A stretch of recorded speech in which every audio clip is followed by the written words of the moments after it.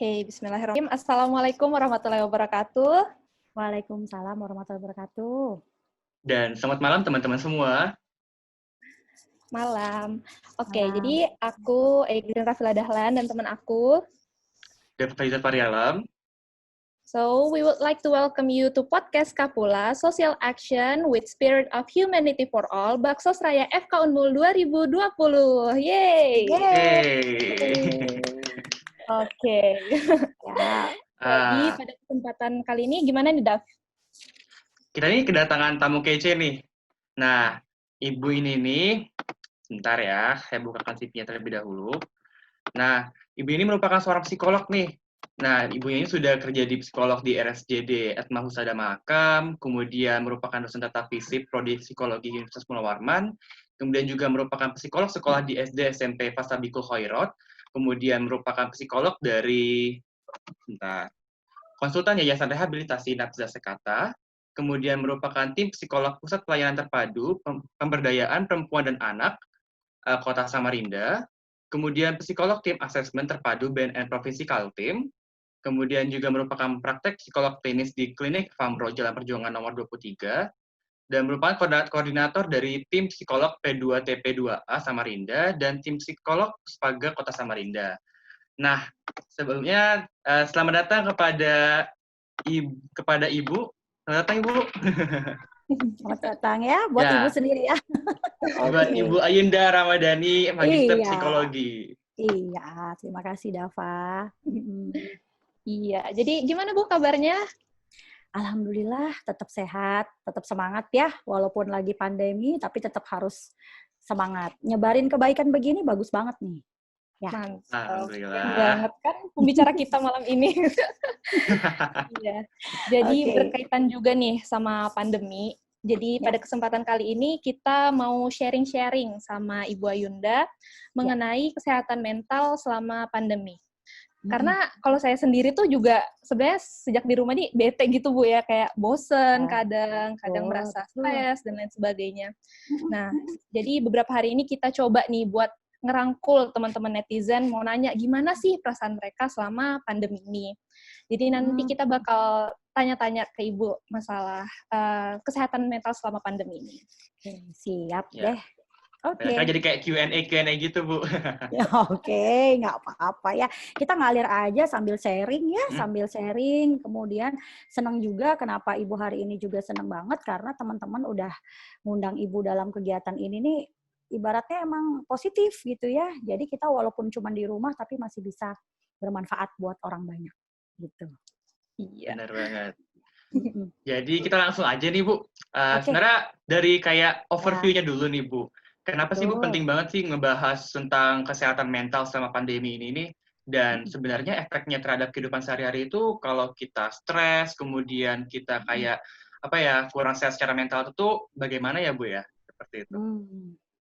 Iya, baik pertanyaannya emang udah dimulai dengan bagus banget ya. Jadi dari Dava sendiri sudah bertanya, Bu, selama pandemi gitu kan, apakah penting nih kita membicarakan kesehatan mental ya kan? Nah, kesehatan mental itu nggak lepas dari namanya kesehatan fisik ya. Jadi itu merupakan suatu kesatuan di mana seseorang baru bisa dikatakan sehat jika memang secara fisik dia bebas dari keluhan dan secara psikologis dia mampu beradaptasi dengan situasi saat ini. Khususnya ketika kita sekarang bicara pandemi COVID-19 ya, yang sudah melanda di Indonesia sendiri kurang lebih 3 hampir 4 bulan ini ya.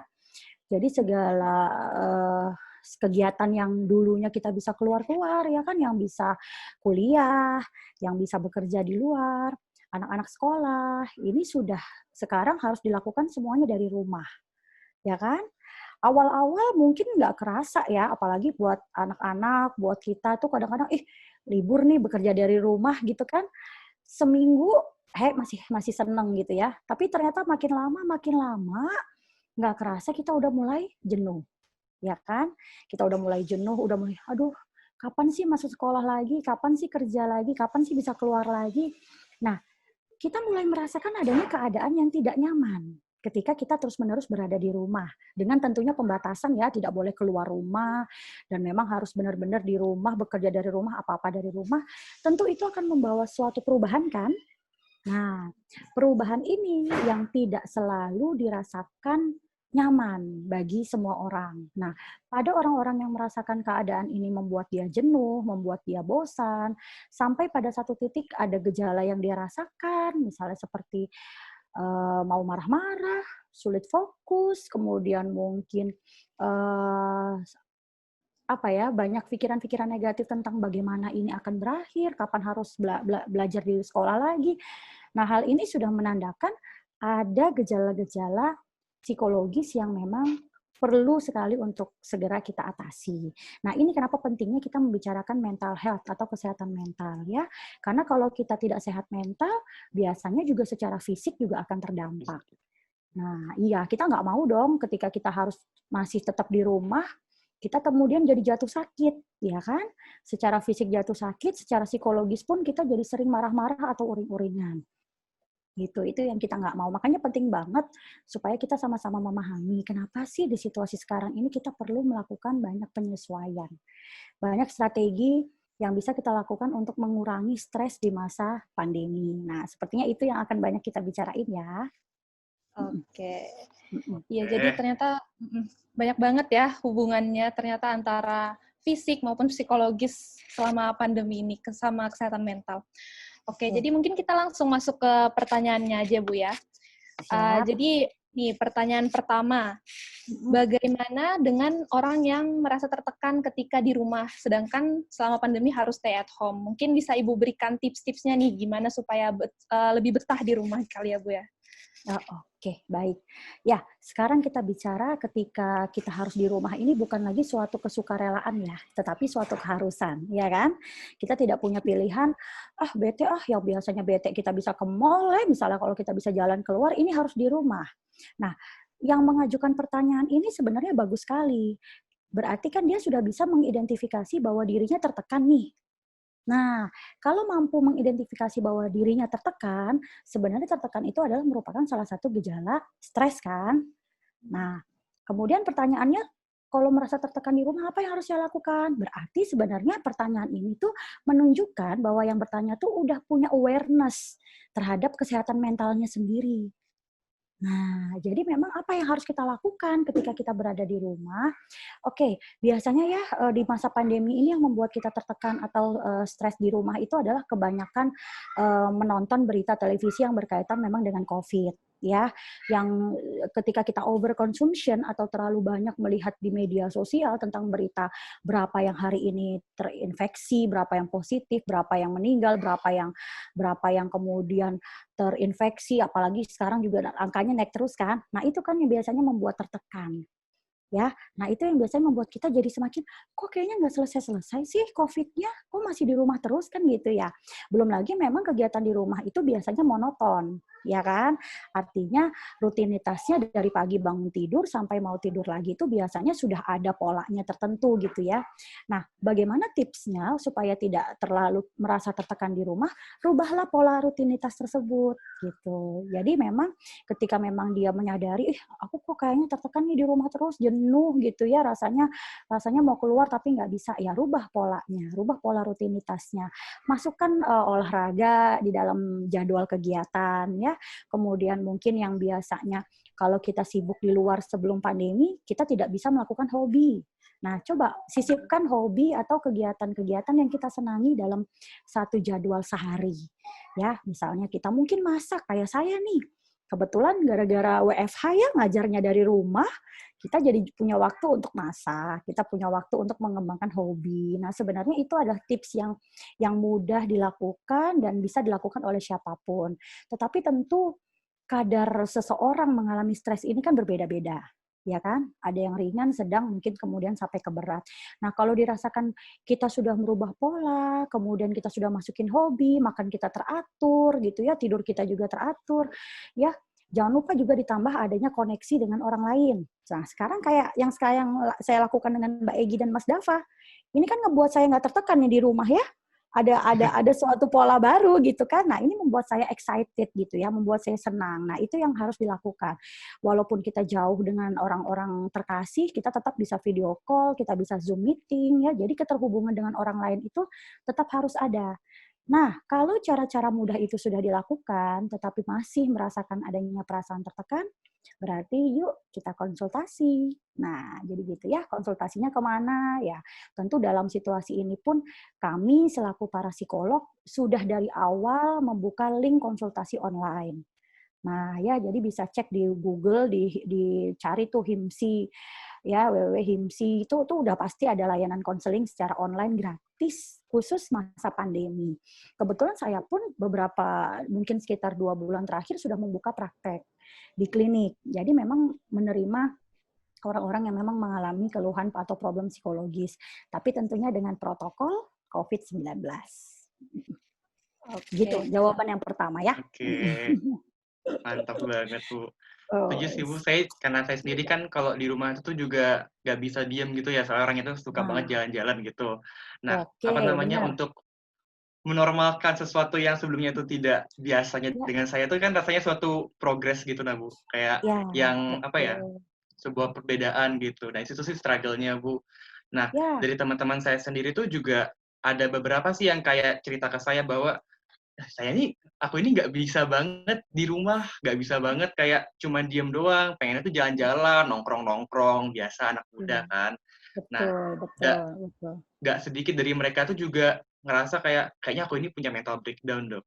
Kata-katanya sih Hmm. begitu. Tapi kan Hmm. self diagnose juga kurang baik kan ya Bu ya. Ya, Jadi tentu, emang tentu. harus ke Mm-mm. orang-orang Ahlinya, yang profesional. Benar. betul, Nah, betul.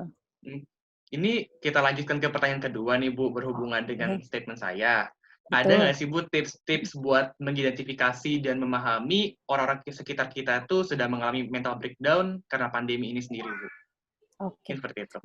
Ya, oke. Pertanyaan selanjutnya juga sangat bagus ya. Jadi memang kalau kita gunakan mental breakdown itu kan ibaratnya seperti kalau terjemahan harfiahnya itu kan mental yang terpecah-pecah gitu ya. Tapi mungkin kita gunakan istilah stres lah ya, supaya memang lebih mudah dipahami oleh orang awam ya. Jadi ketika kita ingin mengidentifikasi seseorang itu mengalami stres ya, stres itu kan tentu gejalanya ada beberapa ya. Ada kategorinya, pertama gejala fisik. Kita bisa mengidentifikasi seseorang itu mengalami stres yang bisa berujung pada gangguan mental, ya. Itu yang pertama dari gejala fisiknya. Gejala fisiknya tentu sudah mungkin ada keluhan sakit di pencernaan, ya kan? Kemudian mungkin sakit di kepala, gitu ya, sakit di pundak. Biasanya itu adalah keluhan yang lazim sekali dialami ketika memang seseorang berada dalam rentang waktu yang cukup lama atau cukup sering mengalami stres. Kemudian gejala fisik sudah, gejala psikologis. Nah, gejala psikologis ini terdiri lagi dari 3, yaitu gejala emosi ya. Emosi itu bisa kita lihat, oh yang biasanya banyak senyum, banyak ketawa, ini kok tiba-tiba nangis sendiri tanpa alasan, misalnya gitu ya. Kemudian kok suka uring-uringan gitu ya, ibarat kalau kata orang Jawa tuh senggol bacok lah ya. Dikit-dikit marah gitu kan. Nah, jadi itu bisa kita identifikasi itu dari situ. Kalau biasanya kita tahu ini orang kok kayaknya akhir-akhir ini sering banget ya marah tanpa alasan gitu ya, uring-uringan, sensitif gitu ya. Kemudian dari emosi selain itu ke pikiran. Nah, biasanya gejala pikiran itu ditandai dengan adanya sulitnya mengambil keputusan ya, kemudian mudah teralih fokusnya atau mudah lupa ya, yang tadinya kita ngomong lancar tiba-tiba dia ngeblank. Nah, ini adalah salah satu gejala-gejala dari stres dalam aspek gejala psikis. Yang terakhir tentu dari perilaku. Misalnya yang tadinya tidurnya normal ya, ibarat normal itu bangunnya jam 7 udah bangun, jam 9 udah tidur. Nah, ini kok tidurnya jadi nggak beraturan, misalnya gitu. Kemudian ada perilaku konsumsi zat berbahaya. Nah, ini kan berarti sudah berada pada tahapan yang lebih berat ya. Dan itu ketika sudah memang dilakukan, misalnya dia mengalihkan stresnya tadi dengan rokok, misalnya dengan zat berbahaya, misalnya nafsa ya, lari ke obat-obatan atau minuman keras ya, atau hal-hal yang sifatnya negatif, itulah yang nanti akan beresiko membawa dia ke gangguan yang lebih berat. Nah, stres ini kan sebenarnya tidak bisa kita hindarin ya, tetapi harus kita manajemen. Makanya namanya ada manajemen stres, ada pengelolaan stres, bukan bagaimana menghindari stres, karena stres itu nggak bisa dihindarin. Kayak gini nih, awal tadi kita mau podcast ya, secara teknis saya nggak nyambung-nyambung nih. Kalau saya biarin lama-lama saya stres kan, gitu, nggak jadi podcast ya. Tapi karena kemudian saya berpikir, oh gini nih, oh gini nah. Nah, itu mencirikan berarti saya nggak sampai tahap yang lebih berat gitu. Jadi stres itu perlu dikelola, tidak untuk dihindari gitu. Nah, itu sih yang bisa saya sampaikan untuk di pertanyaan kedua ya. Jadi kenali dulu gejala mulai dari fisik dan psikologisnya. Nah, insya Allah itu akan membantu kita mudah melihat. Kalau sudah ditemui gejala begitu, hayulah ajak bicara ya, ajak cerita. Apa sih yang bisa aku bantu gitu ya? Kamu sulitnya di mana sih? Gitu. Jangan malah ngomong, itu kamu perasaanmu aja. Nah, itu jadi kita bicara toxic positivity ya nanti ya, tapi itu nanti ya. Oke. Okay.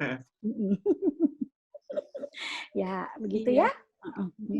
Jadi sebenarnya gampang-gampang susah gitu Bu ya mengidentifikasi orang-orang di sekitar kita yang mengalami gangguan atau merasa stres dan lain sebagainya. Mungkin Mbak Egi bukan gampang-gampang susah ya. Sebenarnya lebih kepada kitanya mau atau tidak untuk meluangkan sedikit banyak waktu, lebih sedikit waktu untuk melihat mereka ini kira-kira kenapa.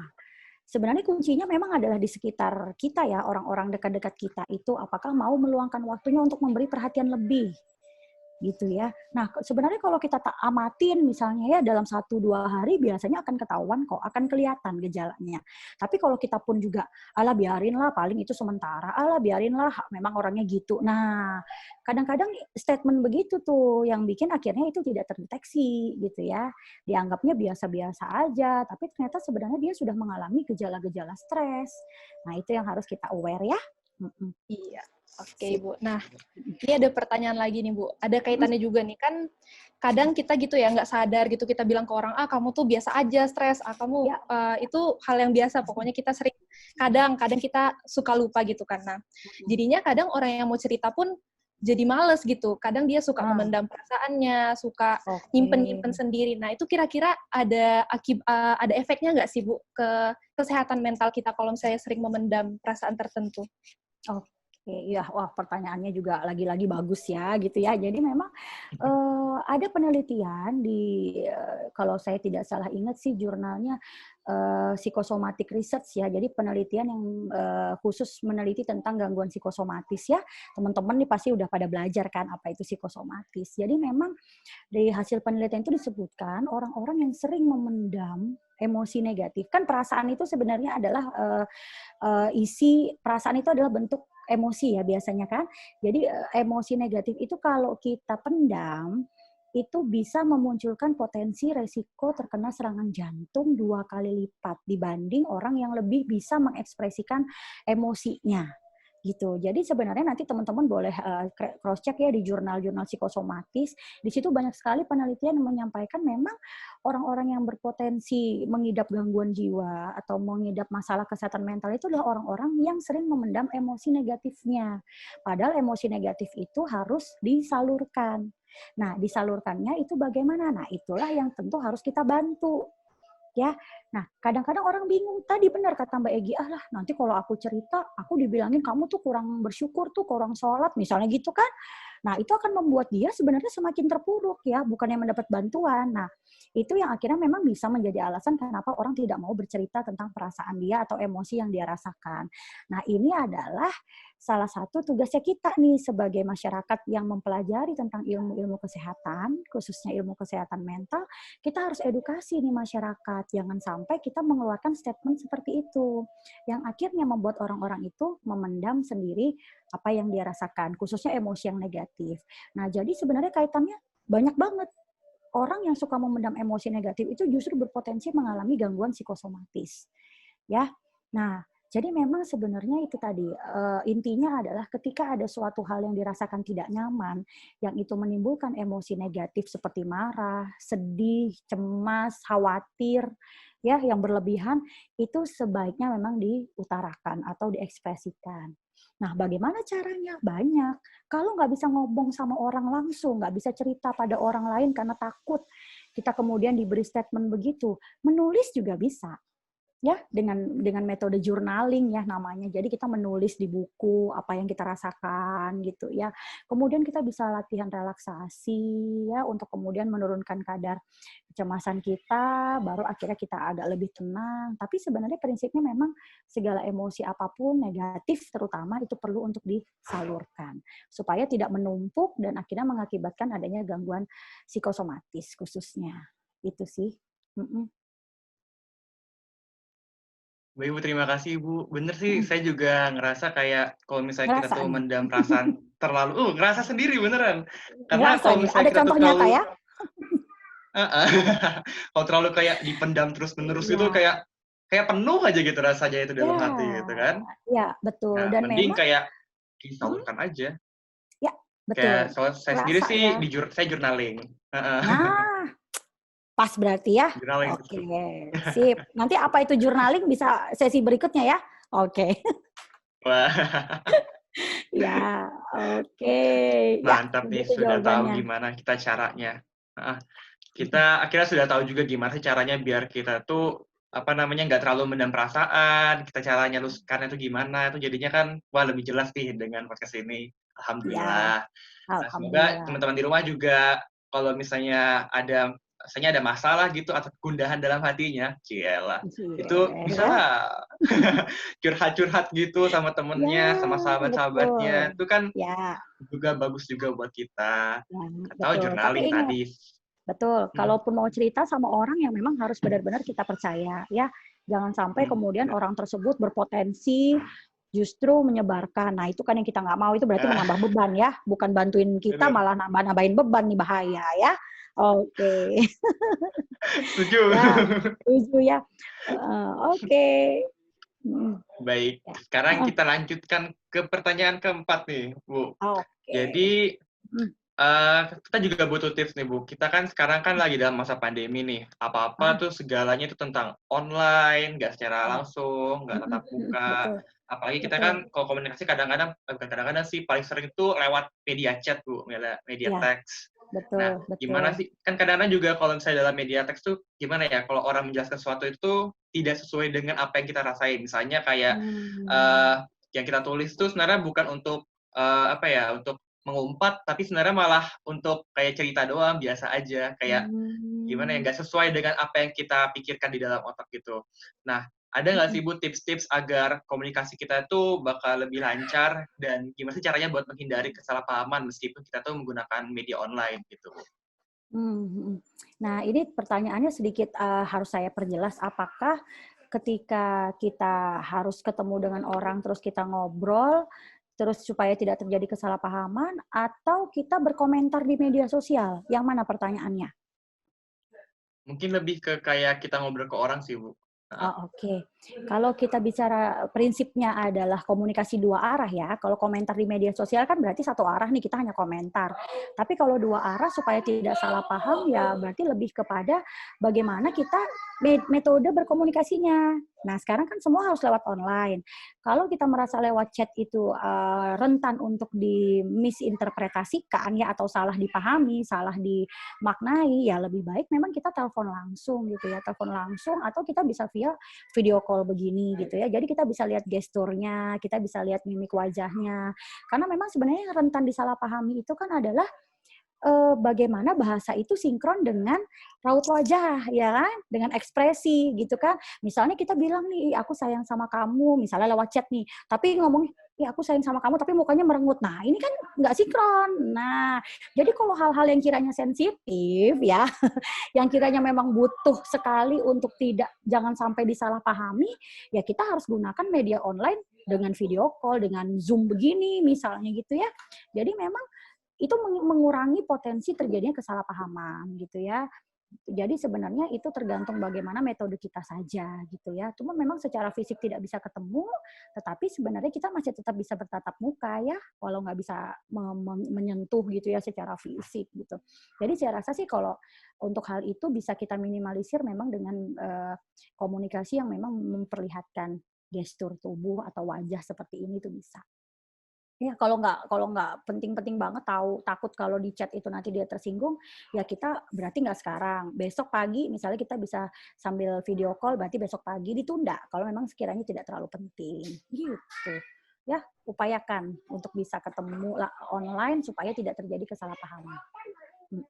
Iya. Berarti ini ya Bu, jarak dan waktu bukan penghalang gitu. Wih, itu bener Mbak Egi, betul banget. Apalagi zaman sekarang kan harusnya udah nggak ada lagi tuh hambatan komunikasi ya. Nah, itu yang harusnya terjadi sekarang. Bersyukurlah kita sekarang hidupnya di era sekarang ya, nggak di era zaman dulu gitu kan. Benar banget Bu. Iya, sip. Nah, tadi kan kita udah ngobrol-ngobrol masalah yang lebih ke perorangan gitu ya. Nah, sekarang tuh ada pertanyaan lagi nih Bu, tapi ini kayaknya skalanya lebih luas. Nah, pertanyaannya, orang yang kesannya tidak peduli dengan corona, misalnya dia tetap nongkrong sama temennya, tetap nge-mall, nggak ngikutin protokol kesehatan, dan lain sebagainya, itu sebenarnya ada hubungannya nggak sih Bu sama psikologis atau kesehatan mental gitu? Ya, baik, pertanyaannya juga ini ya menarik dan memang banyak sekali fakta di lapangan yang kita lihat itu tidak diindahkan ya oleh sebagian orang. Jadi memang sebenarnya ketika kita menggunakan istilah tidak peduli, kesannya seperti menjustifikasi ya Mbak, artinya memberikan label, oh orang itu emang nggak peduli. Bisa jadi tidak peduli, tapi bisa jadi tidak memahami. Nah, ini yang kemudian harus benar-benar kita analisa. Tidak peduli itu berarti sengaja. Kalau tidak memahami berarti ya gimana dia mau peduli, orang dia aja nggak ngerti gitu kan gimana dampaknya. Jadi sebenarnya ketika memang dia benar-benar tidak peduli walaupun dia tahu bahwa hal tersebut berbahaya atau mengancam kesehatannya dia gitu ya, berarti memang bisa kita duga bahwasanya berarti dia juga sebenarnya orang yang abai gitu ya, orang yang sebenarnya apatis terhadap keadaan orang lain, yang tidak mau peduli, orang yang acuh, dan memang ada aja orang-orang dengan tipikal seperti itu gitu ya. Nah, apakah kemudian itu dikatakan gangguan? Masih terlalu dini kalau indikatornya hanya sekedar memang abai terhadap protokol kesehatan. Nah, ini juga bisa terjadi ketika dia melihat contoh dari orang lain juga bisa, Mbak. Artinya orang lain melihat, itu nggak apa-apa tuh nggak pakai masker. Oh, itu masih jalan ke mall tuh, nongkrong-nongkrong di kafe. Nggak apa-apa lah, orang dia juga nggak apa-apa. Nah, ini yang kemudian bisa berbahaya. Nah, di sini yang kemudian menjadi penting peran kita sebagai masyarakat untuk mengedukasi. Dalam skala yang lebih besar berarti peran pemerintah gitu ya. Pemerintah yang harus kemudian menekan, bukan menekan bahasanya kita nge-repress, enggak, tapi lebih kepada memahamkan, mensosialisasikan bahayanya apa. Sepertinya memang itu kurang masif dijalankan ya. Jadi memang walaupun di TV udah gencar banget beritanya, tapi kadang-kadang masyarakat ini perlu sosialisasi yang lebih masif ke dia langsung gitu ya. Dan memang pemerintah perlu turun-turun ke sektor terkecil, ke masyarakat langsung, mungkin melalui RT-RT. Nah, itu yang kemudian bisa menjadi upaya untuk meminimalisir adanya perilaku abai ini gitu ya. Jadi kadang-kadang pertama tadi saya sampaikan bisa tidak peduli, bisa juga tidak memahami. Nah, kedua-duanya ini bisa kita antisipasi dengan adanya sosialisasi yang gencar, baik dari kita ke masyarakat maupun pemerintah itu sendiri yang kemudian memberikan edukasi pada masyarakat gitu. Jadi sebenarnya itu sih Mbak, kalau saya lihat tuh sebenarnya memang sekarang karena memang melihat banyaknya kelonggaran ya di mana-mana, kan kita tahu ya. Kemudian sepertinya protokol itu dijalankan, ada yang memang benar-benar dijalanin, ada yang tidak, ya kan? Nah, itu yang sebenarnya kita perlu juga memahami, tapi sebenarnya kembali lagi ke diri kita masing-masing. Ya, prinsipnya adalah kita sehat itu bukan buat kita aja kan, tapi juga buat orang lain, buat orang-orang yang kita sayangin. Jadi sebenarnya mungkin edukasinya tuh tidak hanya sekedar COVID itu berbahaya, COVID itu menyeramkan atau COVID itu memang menyerang kesehatan secara berat gitu ya, tetapi lebih kepada aspek psikologisnya. Kalau kemudian kita sakit, bagaimana orang-orang terdekat kita? Ya kan? Kalau kita sakit, bagaimana orang-orang akan sedih kehilangan kita? Nah, sebenarnya aspek psikologisnya itu perlu disentuh gitu loh. Kalau hanya sekedar, ntar kamu kena COVID loh, itu nggak apa-apa kok, buktinya itu baik-baik aja gitu. Nah itu menurut Ibu sekarang udah nggak efektif ya menurut saya. Jadi memang lebih banyak kita harus menyentuh aspek psikologisnya ya. Tapi juga pahami ketika memberi statement tidak peduli itu belum tentu juga sih nggak peduli, bisa jadi nggak paham gitu ya. Oke. Setuju sih Bu, karena kan kayak misalnya contohnya juga, contoh lain selain COVID nih, kayak misalnya bungkus rokok, kan udah ada gambar yang menakutkan di situ. Betul, Nggak jadi betul. gancaran juga kan, orang-orang tetap merokok juga, Betul. seperti itu. Iya. Emang Dan sih karena corona memang ini, regulasinya kurang, ya kan? Nah itu oh tadi, ya itu benar. juga peran pemerintah dalam hal ini ya. Ya berarti emang sih, apa namanya, kita harus jadi sadar dari sendiri, dan kita sebagai orang yang sudah punya ilmunya, kita sebarkan dengan orang lain. Ya, Mantap. betul. Nah, Jangan bosen-bosen gitu ya. iya. Jadi kita Ya, lanjut lagi nih Bu, ke pertanyaan ya. terakhir. Oke, Nah, dan terakhir nih, menurut, nggak kerasa ya? iya, Oke, nggak oke. terasa. Iya, nggak kerasa. Soalnya enak nih ngobrolnya sama Egi sama Dava. Asik. Oke. Gimana nih yang Jadi terakhir nih? yang ini kita mau nanya tanggapannya Ibu sih. Ah. Jadi gimana sih tanggapan Ibu? Gimana ya? Kan biasanya kan orang-orang tuh sudah ada yang kayak dari luar kota, kemudian pindah-pindah gitu. Jadi kan kayak apa namanya, dicurigai gitu loh, dia tuh bisa jadi kan kena COVID atau tidak gitu.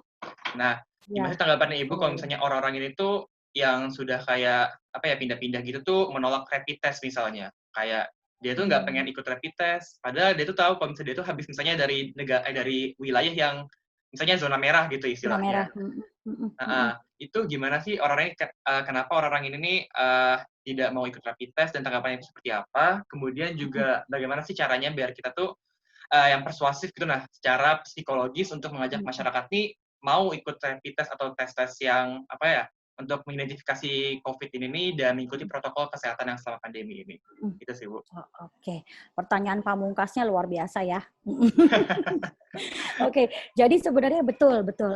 Saya juga concern juga ya dengan banyaknya kasus. Kebanyakan kalau di Samarinda itu kan karena transmisinya sebenarnya dari luar daerah gitu ya, bukan transmisi lokal dari kita gitu. Nah ini memang menjadi suatu dilema. Gini, kita tuh harus pahami sebenarnya ini bisa jadi awal mulanya juga karena stigma ya.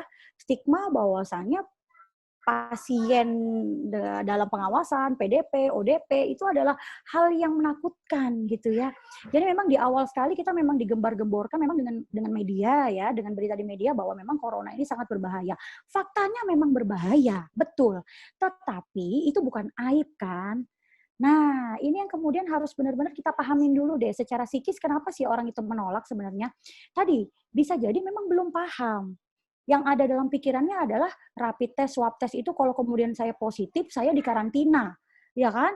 Kemudian kalau saya dikarantina, tetangga saya ngejauhin. Nah, sebenarnya ini kan peran media ya. Peran media yang banyak memberitakan bahwasannya ODP, PDP harus dikarantina, kemudian dijauhin tetangga yang sampai dulu juga beritanya pernah diusir kan dari kampung. Nah, ini kan semakin membuat orang-orang yang membaca berita itu kan menjadi ketakutan. Nah, jadi yang sebenarnya perlu kita pahami dari sisi orang tersebut yang menolak untuk dirapit atau diswab, mungkin lebih kepada memang mereka memiliki adanya ketakutan, ya, memiliki adanya ketakutan dan kecemasan ketika nanti hasilnya bisa-bisa positif, gitu ya, sehingga ketika mereka nanti ternyata positif, mereka akan dijauhi oleh tetangga. Nah, ini sebenarnya kecemasan yang wajar, ketakutan yang wajar terjadi, tetapi kemudian kalau sampai tidak mau mengikuti tes, kemudian mereka berpotensi menulari, ini kan berbahaya. Nah, ini yang kemudian lagi-lagi menjadi peran kita. Peran kita sebagai tenaga kesehatan ya, yang memang harus tidak boleh bosan untuk mengedukasi, memberikan contoh. Bisa juga kita membuat infografis bagaimana mengambil sampel dari tes rapid dan juga swab. Ya kan? Kan gembor-gemboran memang pakai, kalau di swab itu kan ngambil sampelnya dari lendir ya, dari hidung atau dari tenggorokan kayaknya kan. Nah, itu kan banyak membuat orang takut gitu kan, kayaknya sakit, kayaknya ini. Ya pasti ada rasa tidak nyaman, tetapi kan ini perlu kita edukasi gitu loh. Ya, jadi memang sebenarnya balik lagi bagaimana cara kita bisa membujuk mereka adalah berikan faktanya. bahwasanya memang tes rapid, tes swab itu tidak semenyeramkan yang mereka bayangkan. Kemudian kita juga harus mengedukasi via media sosial bahwa tes rapid, tes swab itu adalah prosedur yang harus kita lakukan untuk mencegah terjadinya pandemi ini menjadi lebih besar lagi, lebih luas lagi, dan entah sampai kapan akan terus terjadi kalau kita tidak tertib pada aturan. Jadi sebenarnya perlu dipahami adalah dinamika psikologisnya dulu sih. Kenapa orang itu menolak? Ya pastinya karena ada pengalaman nggak enak. Bisa jadi belum karena pernah ngelihat di TV, ngelihat tetangganya, mendengar berita-berita menyeramkan tentang tes tersebut, akhirnya jadi nggak mau. Nah, kalau kemudian kita gunakan cara memaksa, nah itu akan semakin membuat mereka menolak. Ya, jadi sebenarnya memang peran serta kita sebagai tenaga kesehatan adalah mengedukasi terus-menerus. Sentuh aja sisi humanisnya, ya, bahwa mereka kan manusia juga. Awali dengan kalimat, saya tahu ini akan tidak menyenangkan, saya tahu ini sedikit membuat tidak nyaman, tetapi dari hasil ini nanti kita bisa tahu sehingga bisa cepat kita cegah, gitu kan bahasanya gitu ya. Jadi kita sebagai tenaga kesehatan itu perlu mengedepankan komunikasi yang terapeutik, gitu. Ya, sama lah kayak Dava, Egy, nantinya juga akan begitu kan. Nah, gitu. Jadi sebenarnya kalau peran saya pribadi adalah ketika ada himbauan untuk itu, ya saya berupaya untuk menyampaikannya dengan bahasa seperti itu. Ya, karena ya memang kita harus pahami dulu sih, apalagi sekarang juga ya faktanya biaya itu kan tidak murah ya. Itu yang memang perlu sekali kita perhatikan gitu. Tapi mudah-mudahan lah ya nantinya semua masyarakat ini tertib, disiplin, sehingga penularan virus itu tidak lagi terjadi dan kita bisa segera bertemu, bisa segera kontak fisik, bisa berpelukan ya dengan keluarga. Nah, ini yang kita berharap bersama sih ya. Amin. Amin. Siapa tahu nanti kita diskusi lagi secara langsung, Bu ya. Ditunggu. Kan undangannya biasanya tiap tahun ya, ada seminar kan? Iya, Bu. Ini jadi nggak bisa ya karena pandemi ya. Sip deh, pokoknya sukses terus. Sering-sering begini ya. Siap, Bu. Mantap. Amin. Siap. Tapi jangan sama saya aja loh ya, sama yang lain juga ya. Oh iya, berarti kita nih bener dong ya, Dav, kan jadi podcast kita nih ada beberapa seri nih, Bu. Ada juga kita salah satunya bahas yang tentang ini, rapid test, tentang COVID. Sip banget dong. Nah, sip banget. Ibu juga akan dengan senang hati menonton ya dan memberikan dukungan. Nah, jadi sip. lupa di like, subscribe. Ya. Oh iya, benar-benar. Oke. Nanti Ibu juga dikirimin ya linknya ya, pasti ya. Ibu juga mau share nih di Instagram. Oke. Nah, jadi ya. gimana nih, Dav? Pertanyaannya udah habis sih sebenarnya. Udah habis. Gimana, Dav? Seru ya. Gak pengen berhenti jadi ya. Lanjut sampai besok loh. Ayo ujian, Dav, jangan lupa. Iya ya ujian. Tapi gimana nih kuliah? Jarak jauh ya? Ya, Bu, bener. Terus gimana dong kalau kayak kami di psikologi itu kan ada praktikum nih. Kan kita harus mulai memodel bagaimana bisa daring. Kalau kedokteran gimana? Teman-teman. Ya. Tertunda teori. Begitu juga ya. Oh, teori ya, kebanyakan teori. Ya, ada teori yang juga. Iya sih. Aduh, pokoknya inilah. Kita tuh kuncinya adalah ketika kita mau new normal itu adalah adaptasi. Ya, jadi kuncinya adaptasi. Jadi lagi-lagi kita itu harus mulai memakai masker setiap hari ketika keluar ya, mulai membawa hand sanitizer, tisu kering, tisu basah, ya kan, alat makan sendiri, mukena sendiri ya, alat sholat sendiri. Nah, itu kan menjadi adaptasi. Kunci manusia yang sehat, bebas stres adalah mampu beradaptasi dengan perubahan. Ya, walau dirasa sulit di awal, tapi lama-kelamaan kita juga akan ditempa dengan keadaan, insya Allah akan bisa. Tetapi kalau tidak bisa, kuncinya balik lagi. Kembalilah untuk konsultasi pada profesional atau ahlinya. Nah, seperti itu ya. Sedikit penutup. Oke. Iya. Emang sih prosesnya tuh sulit, tapi kalau misalnya udah teradaptasi udah, jadi pas gak enak sendirian. Kemudian juga ada sisi positifnya juga. Kita jadi lebih hidup bersih juga, jadi lebih ditekankan kan jadinya. Kan sebenarnya kan PHBS itu udah lama banget digaungkan kan oleh Kemenkes. Nah sekarang dengan adanya situasi ini hikmahnya adalah PHBS-nya menjadi lebih bagus ya kan. Lebih sering cuci tangan ya kan, lebih sering pakai masker juga, nggak pernah lepas, jaga jarak. Nah ini sih yang memang harus nggak pernah bosan nih Dava, Egy untuk kita edukasi Ya, apalagi tenaga kesehatan khususnya punya beban moral yang lebih banyak ya. Tanggung jawab. Tanggung Tanggung jawab. jawab Tapi ya. nggak apa-apa, selama kita Benar. lakukan dengan happy ya, nah itu akan menjadi ringan. Iya. Oke, jadi seru banget ya ini. Rasanya nggak mau berhenti ya, Dav ya? Nggak mau. Wah gimana Ngomongin ini mental kalau health tuh belum seru. gitu ya. Ngomongin mental health tuh. Iya, dan banyak banget kan. Kita masih belum sampai cerita tentang gangguan-gangguan yang lain. Mungkin next time ya. Boleh kok, saya bersedia. Boleh. Tenang aja. Siap. Nah, Siap, mungkin ya. jadi kan tadi pertanyaan udah pada kejawab semua ya, Ibu. Nah, mungkin Ibu ada closing statement mungkin mengenai kesehatan mental selama pandemi ini. Oke. Sebenarnya lebih kepada ke masyarakat itu please gitu ya, jangan abai terhadap dirimu sendiri, karena ketika kita abai pada diri kita sendiri, kita pun abai pada orang lain. Itu sih sebenarnya, prinsipnya begitu ya. Jadi kalau kita care dengan diri kita, maka kita dengan sendirinya juga akan care dengan orang lain. Ya, baik dari segi kesehatan fisik maupun kesehatan mental. Gitu ya. Wih, keren banget nih. Mewah Nggak jadinya. salah nih narasumber ya. Waduh, mewek gitu ya. Aduh, ya mudah-mudahan juga bermanfaat ya. Mudah-mudahan juga bisa memberikan Amin. manfaat. Karena dengan situasi begini kita harus saling menguatkan, ya. Bener banget. Iya. Iya. Jadi mungkin itu dari kami, Bu. Terima kasih banyak Ibu Ayunda sudah mau jadi pembicara kita malam ini. Sama-sama. Bener. Terima kasih juga gitu ya. Saya senang ketemu dua anak muda yang semangat gitu ya. Mudah-mudahan sukses juga ke depannya makin banyak anak-anak muda kayak kalian ya.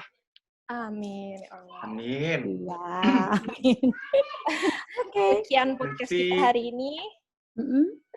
Wow. Mudah-mudahan ada manfaatnya dan pastinya Amin. seru juga dibahas kan ya. Karena kita Amin. juga sambil bercanda-bercanda juga, tapi juga dapat ilmunya gitu. Ya, ngobrol santai tapi berbobot gitu ya, Dava. Wes. Iya. Oke, ya. Sip. Jadi, saya David Farialam dan teman saya Egren Rafila. pamit undur diri dan sampai jumpa di podcast selanjutnya kalau ada. Oke, terima kasih.